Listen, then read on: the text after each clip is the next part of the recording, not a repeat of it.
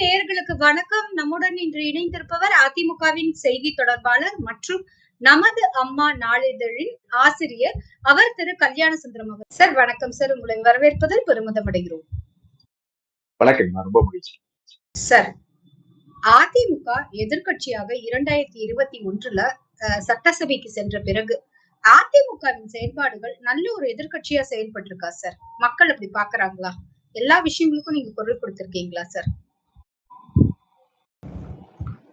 கடந்த 4 ஆண்டு காலத்துல அண்ணா திராவிட முன்னேற்ற கழகம் ஒரு மிகச்சிறந்த எதிர்கட்சியாக சட்டமன்றத்துக்குள்ளும் சரி, சட்டமன்றத்துக்கு வெளியும் சரி செயல்பட்டு சட்டமன்றத்துல அதிகமான இடங்களை பெற்றிருக்கிற பிரதான எதிர்கட்சி என்கிற முறையில நாட்டினுடைய மிக முக்கியமான பிரச்சனைகளுக்கு குரல் கொடுத்த கட்சினா ஒரே கட்சியாக அண்ணா திராவிட முன்னேற்ற கழகம் நிற்கிறது.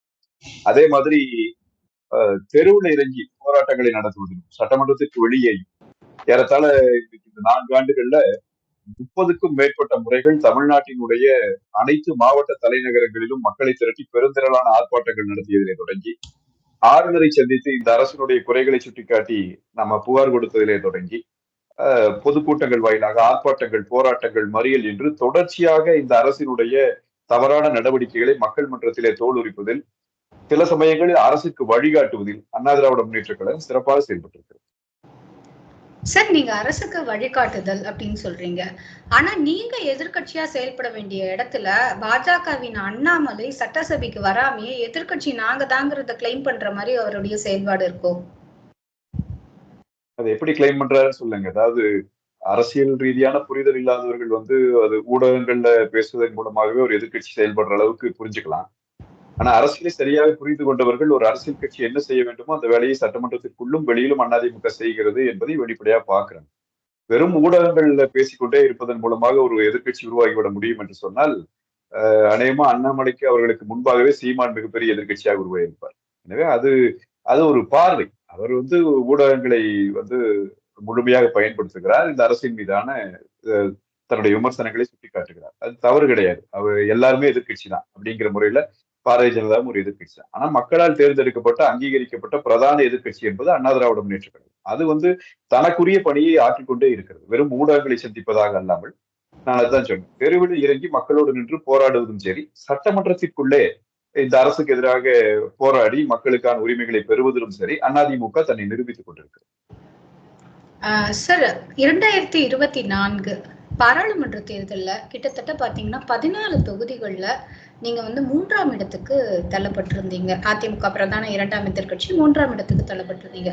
இதுல பரவலா இன்னொரு பார்வை கூட வைக்கப்பட்டிருந்தது. என்னன்னா, அதிமுகவும் பாஜகவும் ஓரணியில் இணைந்து இருந்தால் அந்த தேர்தல்ல கண்டிப்பா திமுக கண்டிப்பா 3ஆவது இடத்துக்கு தள்ளப்பட்டிருக்கும். 15+ தொகுதிகள்ல திமுக பின்னடைவை சந்தித்திருக்கும். இந்த கூட்டணி தான் வெற்றி பெற்றிருக்கும்ங்கிற பார்வை வைக்கப்பட்டது. இதை பற்றிய உங்கள் பார்வை என்ன? பொதுவான பார்வை என்ன? இதை தாண்டி இது பற்றி இன்னும் கூட கொஞ்சம் விசாலமான பார்வை, ஒரு கட்சிங்கிறத தாண்டி ஒரு பொது நபராக உங்கள் விசாலமான பார்வையும் தேவைப்படுது சார். ஆமாங்க. அதாவது பாரதிய ஜனதா கட்சி இப்ப சில இடங்கள்ல 2ஆம் இடம் வந்துட்டாங்க. அவங்களுடைய கூட்டணி 2ஆம் இடத்துக்கு வந்து விட்டது. எனவே அதிமுக இதுல பலகீனமா இருக்கு அப்படின்னு சொன்னா நான் அப்படி பார்க்கல. காரணம் என்ன அப்படின்னு சொன்னா, பாராளுமன்ற தேர்தல்களும் சட்டமன்ற தேர்தல்களும் நாட்டுல எப்போதுமே வேறு வேறாக பார்க்கப்படுவதும் புரிந்து கொள்ளப்படுவதும் தமிழ்நாட்டில் நடந்து கொண்டே இருக்கிறது. பாராளுமன்ற தேர்தலை பொறுத்த வரைக்கும் யார் பிரதமர் என்று கேள்வி கேட்கப்பட்ட போது முழுமையாக ஒரு பக்கம் திமுக அந்த INDA கூட்டணியை வைத்துக் கொண்டு அவர்கள் ராகுல் காந்தியை பிரதமர் என்கிற அளவிலே அவர்கள் ஒரு பிரச்சாரம் செய்கிற போது, இன்னொரு பக்கத்துல பாரதிய ஜனதா கூட்டணி மோடி அவர்களை பிரதமர் வேட்பாளர் என்று சொல்லி அவர்கள் பிரச்சாரம் செய்கிற போது, நாங்கள் பிரதமர் வேட்பாளரை அறிவிக்காமல் தேர்தல் களத்திலே நின்றோம். அது தெரிந்துதான் செய்தோம். அது ஒரு பெரிய பலகீனம் என்பது எங்களுக்கு தெரியும். இருந்தாலும் கூட நாடாளுமன்ற உறுப்பினர்களுக்கான வாக்குகளை நீங்கள் கொடுங்கள், நாங்கள் கூடி அன்னைக்கு பிரதமருக்கான தேர்வு வரும்போது நாங்கள் அதை முடிவெடுப்போம் என்ற அடிப்படையில் தான் நாங்கள் அந்த அறிவிப்பை செஞ்சோம், தேர்தலில் நின்னோம். எனவே அது ஒரு பின்னடைவாக போனது ஒரு உண்மை. அதையும் தாண்டி அண்ணா திராவிட முன்னேற்ற கழகம் புதிய இளைஞர்களுக்கு வாய்ப்பை கொடுத்து தேர்தலில் நிறுத்தியது. நீங்க பாத்தீங்கன்னா பழைய லீடர்ஸ் மாவட்ட செயலாளர்களாகவோ ஏற்கனவே அமைச்சர்களாகவோ ஏற்கனவே இருந்தவங்க ரொம்ப குறைவான பேர் தான் போட்டிட்டாங்க. பிற இடங்கள் எல்லாம் இளைஞர்களுக்கு போட்டிட்டாங்க. பாரதிய ஜனதா கட்சியை பொறுத்த வரைக்கும் அவங்களுடைய ஸ்டார் கேம்பெயின் யாரெல்லாம் அவங்களுடைய லீடர்ஸோ அத்தனை பேர்த்தையும் களத்தில் நிறுத்துச்சு. ஆளுநராக இருந்த தமிழிசை சவுந்தரராஜன் நின்னாங்க, மாநில தலைவராக இருந்த அண்ணாமலை அவர்கள் நின்னாங்க, மிகப்பெரிய மக்கள் செல்வாக்கு என்று சொல்லப்பட்ட நயினார் நாகேந்திரன் அவர்கள் நின்னாங்க. அமைச்சராகவே இருந்த முருகனை கூட்டிட்டு வந்து வேட்பாளராக்குனாங்க. எனவே அவங்க எல்லா வகையான தன்னுடைய முழுமையான பலத்தையும் அவர்கள் பிரயோகித்த பிறகு அவர்கள் வாங்கி இருக்கிற அதிகபட்ச உச்சபட்ச வாக்குகள் தான் இப்ப நம்ம பாக்குற வாக்கு. அப்படின்னா என்ன அர்த்தம்னா எல்லா அவங்களுடைய சக்தி முழு சக்தியையும் பயன்படுத்திய பிறகும் கூட தமிழ்நாட்டில் இன்றைக்கு இருக்கிற இந்த பைபோலார் பாலிடிக்ஸ் அவங்களால உடைக்க முடியல அப்படிங்கிறது இந்த தேர்தல் முடிவுகள் வெளிப்படையா காட்டியிருக்கு. இனி சட்டமன்றத்துல இது மாதிரி தொடர்வதற்கெல்லாம் எந்த வாய்ப்பும் இல்லை. அது அரசியல் நோக்கர்கள் நல்லாவே புரிஞ்சுக்கிறாங்க. அதே மாதிரி பாரதிய ஜனதா ஒரு கூட்டணி ஏற்பட்டிருந்தால் கொஞ்சம் வெற்றி கிடைச்சிருக்குமா அப்படின்னு சொன்னா கட்டாயம் கிடைச்சிருக்கும் தான். வேறு கூட்டணி பெரிதா இருந்துச்சு அப்படின்னு சொன்னா திமுகவுக்கு கிடைத்த இவ்வளவு இடங்கள் கிடைக்காமல் போயிருக்கும். அது ஆனாலும் கூட நாங்க என்ன நினைச்சோம் அப்படின்னு சொன்னா கொள்கை ரீதியாக கட்சி ஒரு முடிவு எடுக்கிற போது அது வெற்றி தோல்விகளை தாண்டி சிந்திக்க வேண்டும். அப்படியான முடிவுதான் பாரதிய ஜனதாவோடு கூட்டணி அமைக்காமல் நாங்கள் வெளியேறிய முடிவு. எனவே அதனால வெற்றி தோல்விகள் பாதிக்கப்பட்டிருக்குமானா அது வேற ஸ்டாட்டிஸ்டிக்ஸுங்க, அது வேற கணக்கு.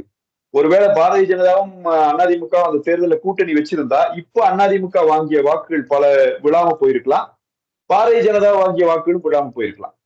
அப்போ அந்த ஸ்டாட்டிஸ்டிக்ஸ் மாறி இருக்கலாம். எனவே அது நமக்கு தெரியாது. அப்படி வந்திருக்கிற முடிவுகளை நாம் ஏற்றுக்கொள்ளுகிறோம். இதுல நம்மிடம் இருக்கிற பலகீனம் என்ன, எந்தெந்த அடிப்படையில நாம் பின்தங்கினோம் என்பதை நாங்கள் முழுமையான பரிசீலனைக்கு உட்படுத்தி இருக்கிறோம். அதிலே கிடைத்திருக்கிற படிப்பினைகளை கொண்டு அடுத்த தேர்தலை இன்னும் வேகமாக வெற்றிகரமாக சந்திப்பதற்கு நாங்கள் தயாராகிட்டு இருக்கிறோம். அதுதானே ஒழிய மற்றபடி கூட்டணியில இருக்கிற போது ஒருவரை ரொம்ப அரவணைச்சு தூக்கி வச்சுக்கிறதோ, கூட்டணியில இல்லைங்கிறக்காக இப்ப அவங்களை போய் குறை சொல்லிட்டு போறதோ அது நமக்கு தேவையில்லைன்னு நம்ம நினைக்கிறோம். கூட்டணி என்பது வெற்றி கிடைக்கும் என்றாலும் வேண்டாம் என்று நாங்கள் முடிவு செய்த கூட்டணி. எனவே அதை பற்றி நாங்கள் கவலைப்படுவதற்கு ஒன்று. நீங்க கவலைப்படுவதற்கு ஒன்றும் இல்லைன்னு சொல்லியிருக்கீங்க. ஆனாலும் கூட இங்க நம்ம பரீட்சை எழுதுறோம். அதுல வெற்றி தோல்வி அப்படிங்கறத தாண்டி அந்த பரீட்சையில ஒரு முதல் மாணவனா அவருக்கான அங்கீகாரமே வேறதான். ஆனாலும் அந்த அங்கீகாரத்தை வேண்டான்னு சொல்லியிருக்க நீங்க கொள்கை ரீதியாக எங்களுக்கு ஒரு கணக்கு இருக்கு, அந்த கணக்கு அந்த இடத்துல ஒத்து போல அப்படிங்கிற மாதிரி சொல்றீங்க. அப்ப இதற்கு முன்னர் நீங்க சந்தித்த தேர்தல்ல உங்களுக்கு அந்த கணக்கு எப்படி ஒத்து போயிருந்தது, இப்ப ஏன் ஒத்து போல 2024? அது மக்களுக்கு இயல்பா தெரிஞ்ச விஷயம் தாங்க. கூட்டணியில இருந்தோம், கூட்டணி உடைவதற்கு என்ன காரணம்ங்கிறது தெரியும். அதெல்லாம் நாம இன்னைக்கு பழசு போய் பேசிட்டு இருக்க வேண்டியதில்லை. பாரதிய ஜனதா கட்சியினுடைய தலைவர் அண்ணாமலை அவர்கள் அவர் நடந்து கொண்ட விதம், அவர் பேசிய பேச்சுகள், அதெல்லாம் அது நாங்க முரண்படல. பாரதிய ஜனதா கட்சிக்குள்ளேயே மாபெரும் முரண்பாடுகள் அவங்களுக்குள்ள இருக்கு. அதனால அதை மறுபடியும் அதை நாம் பேசிட்டு இருக்க வேண்டிய அவசியம் இல்லை. எனவே முரண்பட்ட பிறகு கட்சியா அதிகார ஆட்சியா என்று வருகிற போது கட்சி தான் எங்களுக்கு பிரதானம் என்பதை முடிவு தான் நாங்க அந்த முடிவு போட்டோம். பாரதிய ஜனதாவோடு இணைந்திருந்தால் வெற்றி வந்திருக்கும் என்பதையே நான் முழுமையா இப்பவும் நாம் அதை ஏற்றுக்கலாம். ஏன்னா பாரதிய ஜனதாவோடு இணைந்திருந்தாலும் இதுவே நடந்திருக்கலாம், யாருக்கு தெரியும். வாக்குகள் பாரதிய ஜனதா என்று வருகிற போதே தமிழ்நாட்டில் இருக்கிற பல்வேறு தரப்பினருடைய வாக்குகள் அனைத்து மக்களுக்குமான கட்சியாக பாரதிய ஜனதா தன்னை வளர்த்துக் கொள்ளவில்லை அப்படிங்கிறதா வெளிப்படையான உண்மை. அப்படி இருக்கும்போது அந்த கூட்டணியினால பாசிட்டிவும் இருந்திருக்கும், நெகட்டிவும் இருந்திருக்கும். எனவே அது முடிந்து போனதை பற்றி நாம் இனி பெரிதாக கவலைப்பட வேண்டியதில்லை அப்படிங்கிறதா எங்க. எந்த அளவுல இப்ப நாங்க அதிமுகவை பொறுத்த வரைக்கும் எந்த கட்சியோடும் கூட்டணி இல்லாமல் தனித்து நின்றே நாங்கள் தமிழ்நாட்டில் 37 இடங்களை பிடித்தவர்கள், தமிழ்நாட்டில் ஆட்சி அதிகாரத்தையே பிடித்தவர்கள், 234 தொகுதியிலும் இரட்டை இலைங்கிற சின்னத்தை நிறுத்தி காட்டிய ஒரு கட்சி அண்ணா திராவிட முன்னேற்ற கழகம். எனவே அப்படி இருக்கிற ஒரு கட்சி இவங்க கூட கூட்டணி வந்தா தான் வரும், இவங்க கூட கூட்டணி வரலினா வராதுங்கிற தேவையோ அது அந்த கட்சிக்கு இல்லை. அந்தந்த காலகட்டத்தில் இருக்கிற அரசியல் சூழல்களை பொறுத்து நாம கூட்டணியை முடிவு செய்கிறோம். எந்த கூட்டணியிலே நாங்கள் இருக்கிற போதும் கூட்டணி கட்சிக்கு மிக மிக மிக அதிகமான மரியாதையை நாங்கள் கொடுப்பது உண்டு. அதுதான் என்னுடைய பழக்கம், இயல்பு. அதனால அந்த மாதிரி நம்ம இருந்திருக்கோம். அதை தாண்டி இந்த கூட்டணி ஏன் இல்லாமல் போச்சு, இதனால அது தேர்வு எழுதுகிற மாணவனை போல் நாம் அதை பார்க்க வேண்டிய அவசியம் இல்லைங்க. நீங்க முழுமையாக வெற்றி வாய்ப்பை இழந்த அதிமுக மீண்டும் அடுத்த தேர்தலிலேயே வெற்றி வாகை சூடி உட்கார்ந்த காலங்களும் உண்டு. அதுதான் வரலாறு மீண்டும் நிரூபிச்சிருக்கு. அதே மாதிரி தமிழ்நாட்டை பொறுத்த வரைக்கும் பைபோலார் பாலிடிக்ஸ் ஸ்ட்ராங்கா இருந்துட்டு இருக்கு. அதிமுகவும் திமுகவோடு கூட்டணி இல்லாமல் தனிச்சு நின்று ஒரு கட்சி வெல்லுவது அப்படிங்கிறது சாத்தியக்கூறு இல்லை அப்படிங்கறதான் நடந்து முடிந்த கடைசி தேர்தலும் கூட காட்டிட்டு இருக்கு. எனவே மற்ற கட்சிகளுக்கு அப்படி ஒரு தேவை எழலாம் வெளியே அதிமுக போன்ற ஒரு கட்சிக்கு அப்படியான தேவை இல்லை. வருகிற தேர்தலிலும் எங்கள் பொதுச் செயலாளரை பொறுத்த வரைக்கும் இருக்கிற அரசியல் சூழல்களை பொறுத்து அவர் கூட்டணிகளை சார். அடுத்ததா இந்த கூட்டணி அப்படியே இந்த 2024 தாண்டி பயணம் செய்து கொண்டிருக்கும் போது ஒரு இடத்துல நாங்களும் அவங்களும் ஒண்ணுதான்ப்பா அப்படிங்கிற மாதிரி பங்காளிகள் அப்படிங்கிற மாதிரியான ஒரு உறவு முறையில அதிமுக பயணப்பட்டதோ அப்படிங்கிற ஒரு எண்ணமும், திடீர்னு சென்ற வாரம் ஒரு பேட்டியில பாத்தீங்கன்னா எங்களுக்கு ஒரே ஒரு நோக்கம், அது திமுகவை எதிர்ப்பது மட்டும்தான் அப்படிங்கிற அந்த ஒரு இந்த இடத்துல இருந்து இந்த இடம் ஒரு ஃபாஸ்ட் டைவர்ஷனுக்கும் என்ன சார் ரீசன்? இது ஒரு இட்டுக்கட்டப்படுற விஷயங்க. பங்காளிகள் என்று சொல்லுகிற போது நாங்கள் ஏதோ அவர்களை போய் அரவணைச்சுக்கிற மாதிரி, அல்லது அவங்க எங்களை அரவணைச்சுக்க. தமிழ்நாட்டுல திமுகவோட கூட்டணியே வைக்காத ஒரு கட்சி யாருங்க? நீங்க அதிமுக நான்கு விட்டுருங்க, 2010 வந்தவங்க. அதிமுக மட்டும்தான். எந்த காலத்திலும் அவர்களோடு நாங்க கூட்டணிக்கு போக முடியாது. அப்புறம் அவங்க கூட ஏதோ ஒரு காலத்துல எப்படியோ போய் கூட்டணியில் இருந்தவங்க அதை இன்னைக்கு என்னமோ சொல்லிட்டு ஒரு பரப்புரை செய்யாது.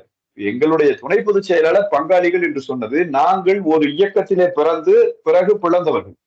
அது வரலாறு, அதை யாரும் மறுக்க முடியாது இல்லைங்களா? சீகா என்கிற ஒரு அமைப்பு இருக்குது. அந்த அமைப்பிலிருந்து திராவிட முன்னேற்ற கழகம் என்று பிறக்கிறது. அந்த திராவிட முன்னேற்ற கழகம் அண்ணாவிற்கு பிறகு திசை மாறிவிட்ட காரணத்தால் அதிலிருந்து பிரிந்து வந்த ஒரு கட்சி அதிமுக. எனவே நாங்கள் அப்படி வந்தவர்கள் என்பதை சொல்லுவதற்காக பயன்படுத்திய சொற்கள் அது. அதை ஏதோ இவங்க 2 பேரும் பங்காளிகள் என்று பேசுவதெல்லாம் அது சரியான வாதமே அல்ல. இன்றைக்கும் நாங்கள் சொல்லுவதை போல என்றைக்கும் அதை நாங்கள் சொல்லிக் கொண்டிருக்கிறோம். புதிய முடிவாக எல்லாம் இல்லை. திமுகவை வீழ்த்துவது, திமுகவில் நடந்து கொண்டிருக்கிற அந்த குடும்ப ஆட்சி, அந்த குடும்பத்தினுடைய அதிகாரத்தை அப்புறப்படுத்துவது, தமிழ்நாட்டினுடைய அரசியலில் இருந்து அப்புறப்படுத்துவது என்பதுதான் ஒவ்வொரு அண்ணா திராவிட முன்னேற்ற கழக தலைவர் மட்டுமல்ல, கடைசி தொண்டன் வரைக்கும் இருக்கிற சிந்தனை அதுதான். இந்த திமுக என்பது தமிழ்நாட்டிற்கு கேடு விளைவிக்கிற ஒரு கட்சி என்பதை நாங்கள் உணர்ந்து கொண்ட காரணத்தால் அதை நாங்கள் வீழ்த்த புறப்படுகிறோம். எப்பொழுதுமே நாங்கள் அந்த வேலையை செய்கிறோம். இப்போவே எங்க பொதுச் செயலாளர் சொன்னது என்ன அப்படின்னா, இந்த முறை திமுகவிடமிருந்து தமிழ்நாடு காப்பாற்றப்படவில்லை என்று சொன்னால் அடுத்த 5 ஆண்டுகளுக்குள் இந்த நாடு திவாலாகும், இந்த நாட்டை அழித்தொழித்து விடும் இந்த குடும்பம். எனவே இதை இந்த நாட்டை காப்பாற்ற வேண்டும் என்றால் திமுகவை எதிர்க்கிறவர்கள் ஓரொலி திரண்டு நின்று நாம் இதை வீழ்த்தியாக வேண்டிய கட்டாயத்துக்கு காலம் நம்மை கொண்டு வந்து விட்டு இருக்கிறது என்பதைத்தான் அவர் உணர்த்த வருகிறார். எனவே திமுக எதிர்ப்பு என்பது அதிமுகவுக்கு புதுசு என்பதை போல காட்டப்படுகிற தோரணை மிக மிக மிக தவறானது. Okay sir. சார் நீங்க திமுக எதிர்ப்பு, அந்த எதிர்ப்பு வாக்குகளால பீனிக்ஸ் பறவை போல ஒவ்வொரு முறையுமே உயிர் தெழுந்தது எதுன்னு பாத்தீங்கன்னா கண்டிப்பா அதிமுக தான். அது மறைந்த புரட்சி தலைவி ஜெயலலிதா அம்மா இருந்த காலத்துல இருந்து பீனிக்ஸ் பறவையாக ஒவ்வொரு முறையும் திமுகவினுடைய எதிர்ப்பு வாக்குகளை உள்வாங்கி உயிர்த்தெழுந்த கட்சினா அதோட பேசி அந்த திமுக எதிர்ப்பு வாக்குகள் தான். ஆனா உங்க ஓட்டு வங்கி, உங்களோட அடித்தளமாக இருக்க அந்த திமுக எதிர்ப்பு வாக்குகள்ங்கிறது இன்னைக்கு நிறைய ஆப்ஷன்ஸ்ல பிளவுபட்டிருக்கோம். திமுகவுக்கு எதிர்ப்பு இங்க அதிமுக தான் அப்படிங்கிற அந்த ஒரு நிலை மாற தொடங்கி இருக்கா? மற்ற கட்சிகள் அந்த அந்த ஓட் பேங்க்ல ஒரு ஓட்டையை போட்டிருக்காங்க. அது யாரா வேணா இருக்கலாம். நீங்க சீமானாக இருக்கலாம், இல்லைன்னா பாஜகவாக இருக்கலாம், இல்லைன்னா புதிதாக வரும் தாவேகாவாக கூட இருக்கலாம்.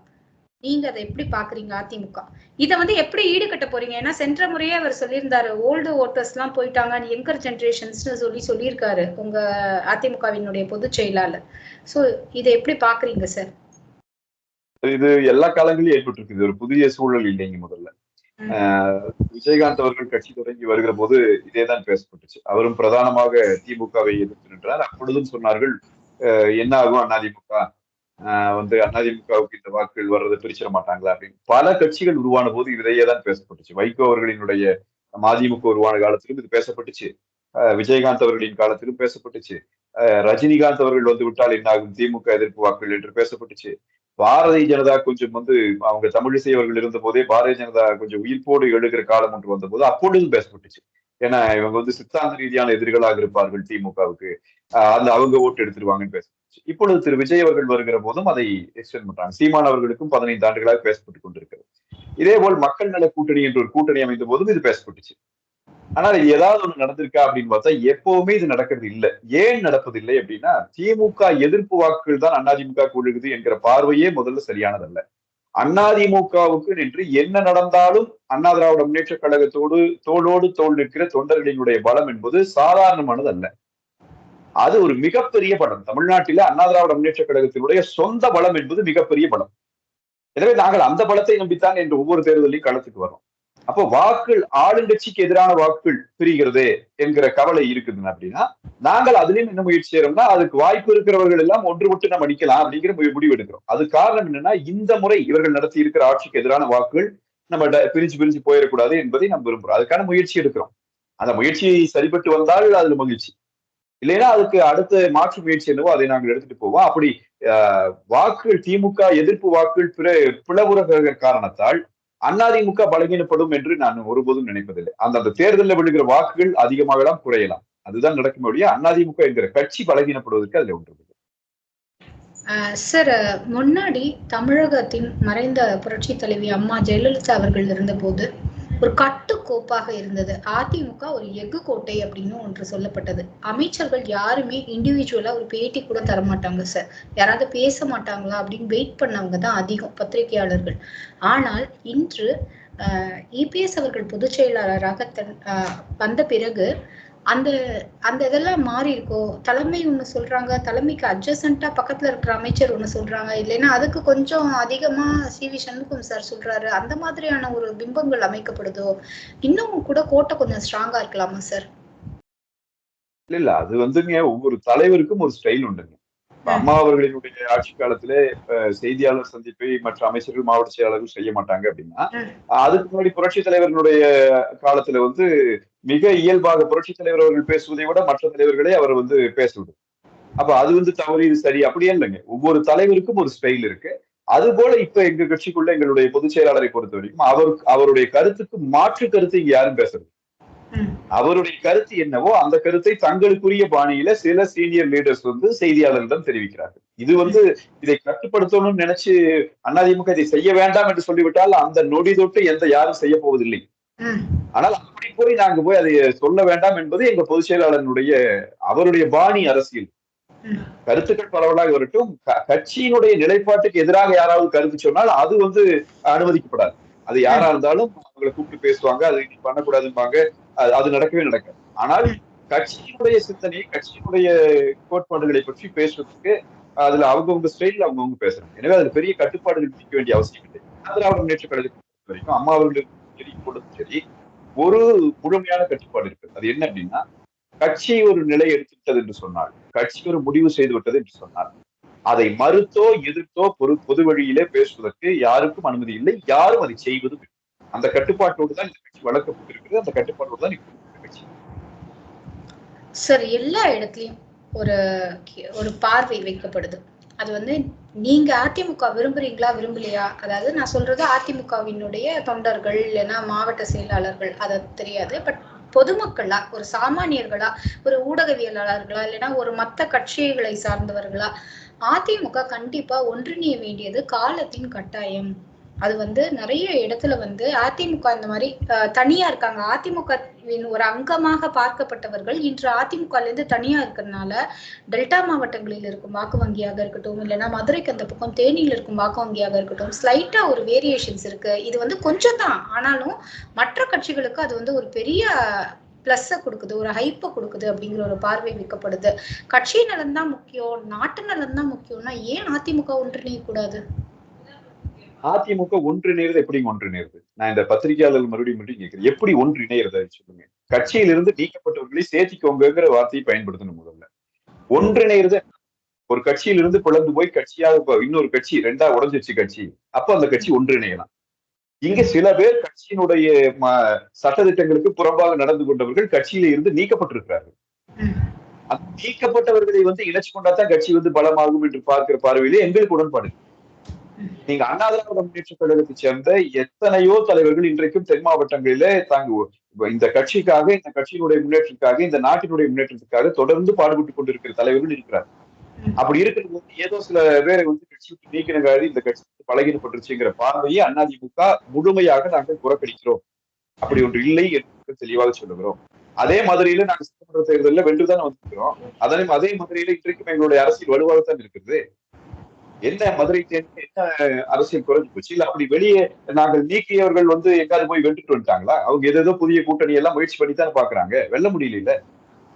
எனவே அப்படி ஒரு பெரிய பின்னாடி ஒரு வாக்கு வங்கி இருக்கிறது அப்படிலாம் எதுவும் இல்லை. அதிமுக சாதிக்கு அப்பாற்பட்ட ஒரு இயக்கம். எந்த சாதியையும் அதிமுக புறக்கணித்ததும் கிடையாது. எந்த சாதிக்கும் ஒரு முக்கியத்துவம் கொடுத்ததும் கிடையாது. தமிழ்நாட்டில் இருக்கிற அனைத்து சாதிகளுக்கும், தமிழ்நாட்டில் இருக்கிற அனைத்து சமூக மக்களுக்கும் பிரதிநிதித்துவம் கொடுத்திருக்கிற ஒரு கட்சி அதிமுக.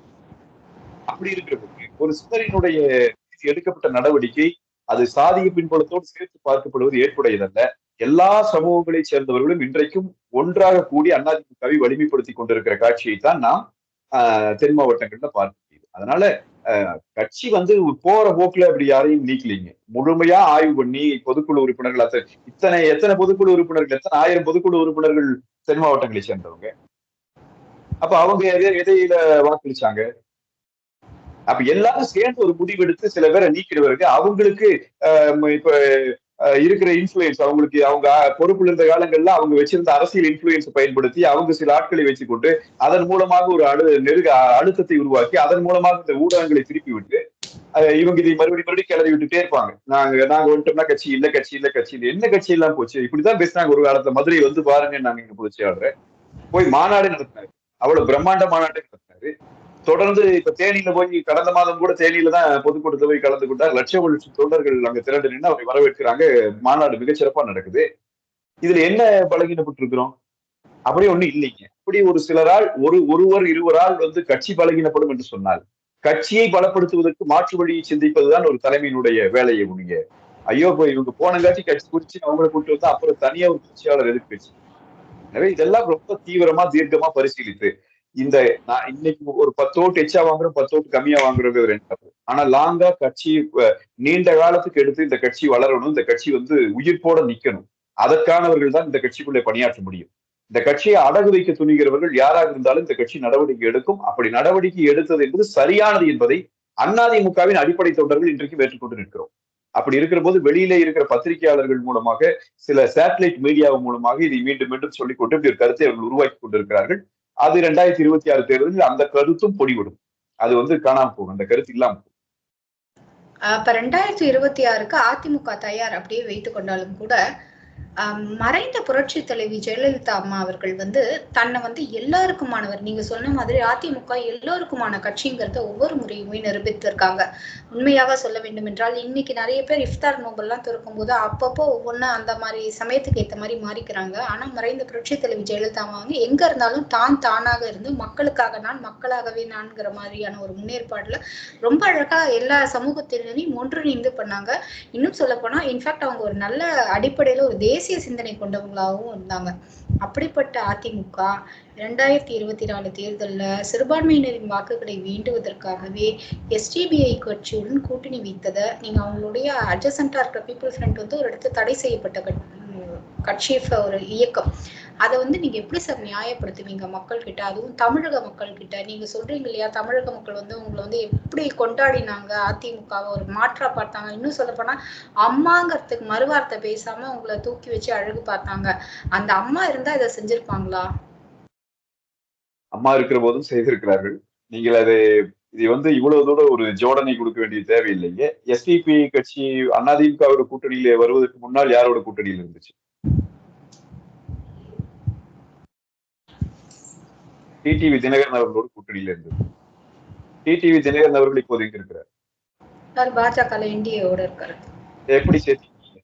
ஒரு தேச விரோதிகள் என்று உங்களால் சொல்லப்படுகிற ஒரு ஒரு ஒரு கூட்டணியில் இருந்தீங்க, நீங்க எப்படி அவங்களோட கூட்டணியில் இருக்கிறா? நீங்களும் எங்களுக்கு ஆகாதவங்க அளவா சொல்லியிருக்கணும். கூட்டணியில இருப்பதும் கொள்கை என்பதும் ஒன்றல்ல. ஒன்று. இரண்டாவது, எஸ்டிபி என்கிற கட்சி இந்திய தேர்தல் ஆணையத்தால் அங்கீகரிக்கப்பட்டு தமிழ்நாட்டிலே செயல்படுகிற கட்சி. அது பயங்கரவாத இயக்கமா கிடையாது. அது தேர்தல் ஆணையத்தால் அங்கீகரிக்கப்பட்ட ஒரு மக்கள் இயக்கம் தான். அது நாளைக்கு நாங்க கூட்டணியில் இருக்கிறோம் இல்லாம போறோம். ஏன் வந்து அது பயங்கரவாத அமைப்புனா ஏன் இந்திய தேர்தல் ஆணையம் அவங்களை தடை பண்ணாம இருக்கு? அப்படின்னா அதிமுகவை குறை சொல்லுவதற்கு நீங்க ஏதாவது ஒரு ஆயுதத்தை கையில் எடுக்கணும். அப்ப கூட்டணியில் வர்ற கட்சியில வந்து நீங்க ஒரு ஆயுதமா கையில் எடுத்துக்கிறீங்க. அதே அவர்களோடு கூட்டணியில் இருந்தவர்களோடு இன்றைக்கு நீங்கள் கூட்டணியில் இருக்கிறீர்கள். பாரதிய ஜனதா கூட்டணியில் இருக்கிறார்கள். என்ன ஏன் இருக்கிறாங்க? இல்ல வெளியே வந்த பிறகு டிடிவி தினகரன் சொல்லுவாரா எஸ்டிபி வந்து ஒரு பயங்கரவாத அமைப்புன்னு பேசுவாரா? வாய் திறந்து அப்படி சொல்றது அது சரியாது முதல்ல. எனவே ஒரு கட்சியோடு கூட்டணிக்கு போகிறோம். அந்த கட்சி இந்திய அரசாங்கத்தால் நடத்தப்படுகிற இந்தியாவினுடைய அரசியலமைப்பு சட்டத்தை ஏற்றுக்கொண்டு இந்தியாவினுடைய தேர்தல் ஆணையத்தால் அங்கீகரிக்கப்பட்டிருக்கிற ஒரு கட்சியோடு தேர்தல் கூட்டு வைக்கிற போது இப்படியான கேள்விகளே முதல்ல சரியானது அல்லங்க. இது வந்து ஏற்புடைய கேள்விகள் அல்ல. அம்மா அவர்கள் இருக்கிற போது எப்படியான நிலையை எடுத்தாரோ அதே மாதிரியான நிலையை அண்ணா திராவிட முன்னேற்ற கழகம் பல முறை இன்றைக்கும் அப்படித்தான் எடுத்துக்கொண்டிருக்கிறது. இந்த கட்சியை பொறுத்த வரைக்கும் யாருடைய வாக்குகளையும் போய் மீட்க வேண்டிய, யாருடைய வாக்குகளை விட்டுக் கொடுக்க வேண்டிய சிறுபான்மை மக்கள் என்பவர்கள் அதிமுகவின் ஊனோடும் உயிரோடும் கலந்து நிற்கிறவர்கள். நான் உங்களுக்கு சொல்லுகிறேன், பாரதிய ஜனதா இருந்த காலத்திலும் கூட பல்ல கடிச்சுட்டு பாரதிய ஜனதா இருந்தாலும் சரி பரவாயில்ல, ஆனால் நம்ம கட்சிக்கு வாக்களிக்கணும் வாக்களித்த கோடிக்கணக்கான இஸ்லாமியர்களும் கிறிஸ்தவர்களும் அண்ணா திராவிட முன்னேற்ற கழகத்தில் இன்றைக்கும் இருக்கிறார்கள். நீங்க அதெல்லாம் இந்த நாங்க போய் யாரோ ஓட்டை மீட்டு எடுக்கணும், எந்த ஓட்டையும் மீட்டு எடுக்கிற தேவையோ இப்போ இதெல்லாம் அதிமுக கிடையாது. இன்னும் சொல்ல போனால் பாரதிய ஜனதாவோட கூட்டணியில இருந்த காலத்திலும் தமிழ்நாட்டுல வந்து மதவழி சிறுபான்மை மக்கள் கிறிஸ்தவர்களுக்கு, இஸ்லாமியர்களுக்கு அதிகமான நன்மைகளை செய்த கட்சி அண்ணா திராவிட முன்னேற்ற கழகம் தான். எங்களுடைய பொதுச் செயலாளர் தான். இதே சிஐஏ வந்தபோது சிஐஏவால் தமிழ்நாட்டில் ஒருவர் கூட ஒரு இஸ்லாமியர் பாதிப்படுவதற்கு நான் அனுமதிக்க மாட்டேன்னு சொன்னார். அவர் ஆட்சி செய்த காலம் வரை பாதுகாப்பாளராக நின்றார். இதே வந்து இஸ்லாமியர்கள் வந்து அந்த அவர்களுடைய புனித பயணம் செய்வதற்கு ஹஜ் புனித யாத்திரை செல்வதற்கான அந்த தொகையை வந்து ஊக்கத்தொகையை வந்து மத்திய அரசு நிறுத்திய பொழுது, பாரதிய ஜனதா அரசு நிறுத்திய பொழுது நாங்கள் கொடுப்போம் அறிவிச்ச அரசாங்கம் அண்ணா திராவிட முன்னேற்ற கழக அரசாங்கம். எங்கள் பொதுச் செயலாளர் எடப்பாடியார் அவர்களின் ஆட்சி காலத்தில் தான் அது வழங்கப்பட்டது. எனவே நீங்க சிறுபான்மையின மக்களோடு நீ ஒரு சாமி கும்பிடுற, நான் ஒரு சாமி கும்பிடுறேன். அதை தாண்டி நீயும் நானும் சகோதரன். இந்த சிந்தனை தான் அதிமுகவின் சிந்தனை. உன்னுடைய கும்பிடுகிற சாமியினால நீ எனக்கு வேறானவன் ஆகிவிட முடியாது. நீயும் நானும் ஒரு தாய் பிள்ளைகள் என்கிற சிந்தனை என்பது அதிமுகவுக்கு என்றைக்கும் உண்டு. இன்றைக்கு இப்ப ஒரு தேர்தல் கூட்டணி வைக்கிறோம் அப்படிங்கிற போது இதுல எல்லாம் போய் அப்படி பார்க்க வேண்டிய அவசியம் இல்லை. எஸ்டிபிஐ குறித்தான கருத்து ரொம்ப தவறான கருத்து. அவர்கள் இந்திய நீங்க தேர்தல் ஆணையத்தால் தடை செய்ய சொல்லுங்க. தேர்தல் ஆணையம் தடை பண்ணிட்டு எஸ்டிபிஐ நாங்கே போய் கூட்டணிக்கு போறோம். தடை பண்ண முடியுமா? சட்டப்படி அவங்க மேல அப்படி ஏதாவது குற்றச்சாட்டு இருக்கு? அவங்க என்ன பயங்கரவாத அமைப்பா? மக்களோடு மக்களால் இணைந்து இயங்கிக் கொண்டிருக்கிற அமைப்பு. நீங்கள் சொல்லுகிற இன்றைக்கு நான் கேட்கிறேன் கூட கம்யூனிஸ்ட் கட்சிகள் இந்தியாவில் தடை செய்யப்படவில்லையா? சுதந்திரம் அடைஞ்ச இந்தியாவில் இன்னைக்கு கேட்பீங்களா ஏன் கம்யூனிஸ்டோட கூட்டணி போறேன்னு? RSS இந்தியாவில் தடை செய்யப்பட்ட இயக்கம் இல்லையா? விடுதலைக்கு அப்புறம் RSSல இருந்து ஜனசங்கா மாதிரி ஜனசங்கில இருந்து இன்னைக்கு பாரதிய ஜனதாவோட ஏன் கூட்டணி போறீர்கள்? அவர்கள் தேச விரோதிகள் சொன்னா சரியா இருக்குமா? ஒரு காலத்துல அந்த அரசியல் சூழல்களை பொறுத்து ஒவ்வொருவருக்கும் ஒரு நிலைகள் ஏற்பட்டது. ஆனால் அவர்கள் மக்களோடு நின்று மக்கள் அரசியல் செய்கிற போது அதை வந்து ஒரு கட்சியை அப்படி தனித்து பார்ப்பது என்பது ரொம்ப தவறான பார்வை. நாங்கள் அண்ணா திராவிட முன்னேற்ற கழகத்தை பொறுத்த வரைக்கும் யாருடைய வாக்குகளையும் போலித்தனமாக நாம் போய் பெற்று விடுவதற்கு முயற்சிகள் என்றைக்கும் எடுப்பதில்லை. அம்மா காலமா இருந்தாலும் சரி, இப்பொழுதாக இருந்தாலும் சரி.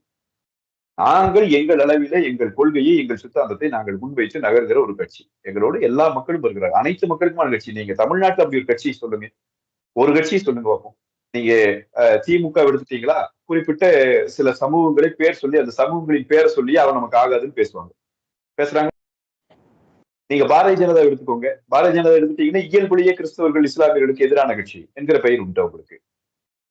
நாம் தமிழர் எடுத்துக்கோங்க. அவங்க வந்து மொழிவழி சிறுபான்மை மக்கள் மக்களுக்கு எதிரான கட்சி என்கிற பார்வை உண்டு.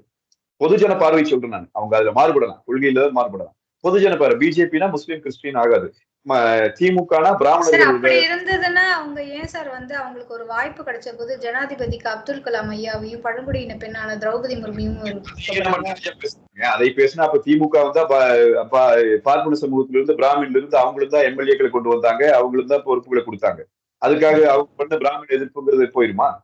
நான் கேட்பது என்னன்னா இயல்பான மக்கள் பார்வை எப்படி இருக்குன்னு நான் சொல்றேன். திமுகனா பிராமண எதிர்ப்பு, உயர் சாதி எதிர்ப்பு, பிஜேபினா இஸ்லாமிய எதிர்ப்பு, கிறிஸ்தவ எதிர்ப்பு, நாம் தமிழர்னா தெலுங்கர் மலையாளிகள் எதிர்ப்பு. அதிமுக யார் எதிர்ப்பு? அதிமுக யாரையுமே எதிர்க்காது. அனைத்து மக்களுக்கும் அடையாளங்களை எல்லாம் தாண்டி, சாதி மத இன மொழி அடையாளங்களை எல்லாம் தாண்டி இந்த மண்ணிலே வாழ்ந்து கொண்டிருக்கிற அனைத்து மக்களுக்குமான அமைப்பாக கட்டப்பட்ட அமைப்பு அனைத்து இந்திய அண்ணா திராவிட முன்னேற்ற கழகம். அப்படி இருக்கும்போது இதுல போய் அந்த ஓட்டை நீங்க மீட்கணும், எந்த ஓட்டையும் மீட்க வேண்டிய அவசியம் அதிமுகவுக்கு கிடையாது. அவங்களை எங்களை பொறுத்த வரைக்கும் நாங்கள் மிக தெளிவாக நிற்கிறோம். இது இந்த நாட்டின் மக்களுக்கான கட்சி. இந்த நாட்டின் நலனை விரும்புகிற யார் வேண்டுமானாலும் இந்த கட்சியிலே பயணிக்கலாம். இதுல எந்த சித்தாந்த தடையும் நமக்கு கிடையாது. கட்சியை பொறுத்தவரை இந்திய தேசியத்தை ஏற்றுக்கொண்டவர்கள், தமிழ் தேசிய சிந்தனை கொண்டவர்கள், கிறிஸ்தவர்கள், இஸ்லாமியர்கள், இந்துக்கள் யார் வேண்டுமானாலும் இருக்கிற ஒரு அமைப்பு, தங்களுக்கான முழு உரிமையோடு இருக்கிற அமைப்பு அண்ணா திராவிடம். நீங்க கேக்குறீங்க எங்களுக்கு சிறுபான்மையினருக்காக போய் நீங்க பண்றீங்களான்னு. எங்களுடைய கட்சியினுடைய தலைவரே இஸ்லாமிய சமூகத்தை சேர்ந்தவர் தானே எங்களுடைய அவைத்தலைவர். ஏதாவது ஒரு கட்சி காட்டுங்க தமிழ்நாட்டுல.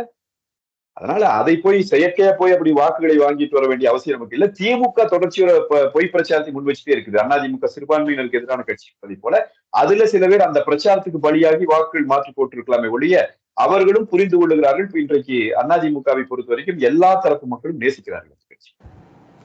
சார் ரொம்ப நன்றி சார். இத்தனை நேரமும் அழகாகவும் தெளிவாகவும் நிறைய விஷயங்களை நீ ஒரு சாமியை கும்பிட்டுக்கோ, நான் ஒரு சாமியை கும்பிட்டுக்கிறேன், ஆனா எல்லாருமே இங்க ஒரு தாய் பிள்ளைகள், ஒரு தாய் சகோதரர்கள், அதற்காகத்தான் அதிமுக இருக்கிறது.